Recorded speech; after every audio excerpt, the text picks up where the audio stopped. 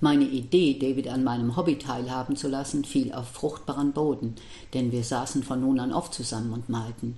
Der Junge schien wie ausgewechselt, und es gab nichts, über das ich mich hätte beklagen können. Als ich bei meinen Stichproben in seinem Zimmer keine Zigaretten mehr entdeckte, war ich davon überzeugt, dass das Rauchen nur eine pubertäre Marotte gewesen war. Allerdings war das Verhältnis zu seinem Vater nach wie vor äußerst distanziert.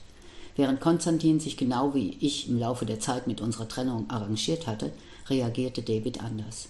Er verschwand, sobald Frank das Haus betrat, in seinem Zimmer und lehnte sogar eine Einladung zum Billardspielen ab.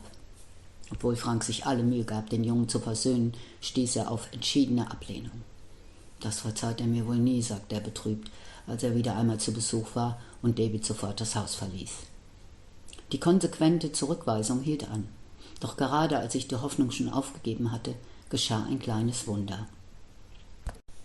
Eines Abends, Ende November, als es draußen heftig schneite, stand Frank zitternd vor der Haustür und beklagte sich über Schüttelfrost und Übelkeit.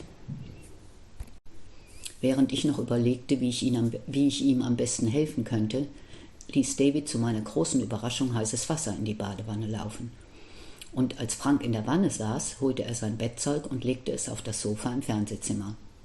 Als Frank nach einer Weile aus dem Bad kam, hob David die Bettdecke an und sagte fürsorglich: »Komm, Papa, kuschel dich da rein.« Frank war darüber so gerührt, dass er David in den Arm nahm und ihn zärtlich an sich drückte. Und als Frank sagte: »Ich danke dir für deine Hilfe, mein Sohn«, war das Eis gebrochen. Von diesem Abend an benahm sich David wieder so, als sei nichts geschehen, und wenn Frank zu Besuch kam, begrüßte er ihn herzlich. Auch die Weihnachtsfeiertage, die Frank gemeinsam mit uns verbrachte, verliefen fast so harmonisch wie früher, als die Kinder klein und wir noch eine heile Welt waren. Das neue Jahr begann mit anderen Sorgen, denn mein Einkommen reichte nicht für unseren Lebensunterhalt. Darum versuchte ich, ein Zimmer in unserem Haus zu vermieten. Und Ende März zog die Flugbegleiterin Tina als Mitbewohnerin bei uns ein.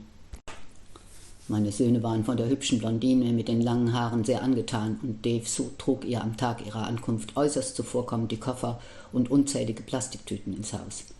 Anschließend schleppte er das Gepäck nach unten in unser ehemaliges Schlafzimmer, das von nun an Tinas Reich sein sollte. Zuvor hatte ich meine Büromöbel eine Treppe höher in das große Wohnzimmer geräumt und das ehemalige Büro für mich als Schlafzimmer eingerichtet. Am Abend, nachdem Tina ihre Sachen untergebracht hatte, amüsierten wir uns beim Essen über ihre witzigen Geschichten, wobei uns ihre lustige Art zu erzählen zum Lachen brachte.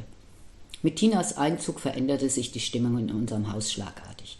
David blühte regelrecht auf und meinte lächelnd: »Jetzt sind wir wieder eine Familie, nur ohne Vater.« Tinas heitere Art und ihr liebes Wesen verzauberten uns, und im Gegensatz zu früher verbrachten wir viel mehr Zeit gemeinsam. Bisher hatten sich die Jungen meist in ihre Zimmer zurückgezogen. Nun saßen sie oft mit uns im Esszimmer und unterhielten sich angeregt mit unserem neuen Familienmitglied. Und obwohl Tina mit ihrer Unordnung das Haus auf den Kopf stellte, wenn sie von einem Flug zurückkehrte, konnte ihr niemand böse sein, weil sie stets einen lustigen Spruch auf den Lippen hatte.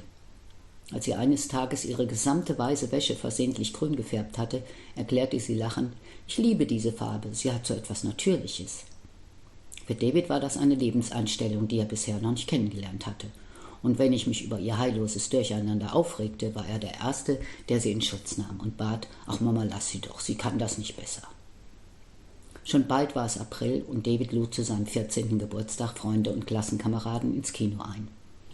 Als Tina ihm aus Venedig eine kitschige bunte Gondel mitbrachte, machte ich eine ironische Bemerkung über das meiner Meinung nach für einen Jungen unpassende Geschenk. Aber David stellte sich stolz auf seinen Nachttisch und hatte seine Freude daran, wenn die unzähligen kleinen Lämpchen im Dunkeln leuchteten. Im Mai bestand Konstantin, der im Sommer die Realschule beenden würde, die Aufnahmeprüfung für eine Fachoberschule in Frankfurt. Davids Noten hingegen hatten sich trotz zahlreicher Nachhilfestunden nicht gebessert.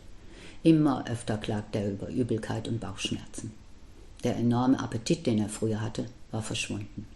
Oft stocherte er lustlos in seinem Essen herum, um schließlich den Teller mit der Bemerkung: »Ich habe keinen Hunger«, wegzuschieben.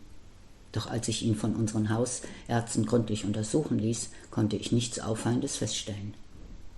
David war mein Sohn. Ich wollte die Verantwortung für ihn selbst tragen, und ich war sehr froh darüber, dass Herr Müller uns in Ruhe ließ.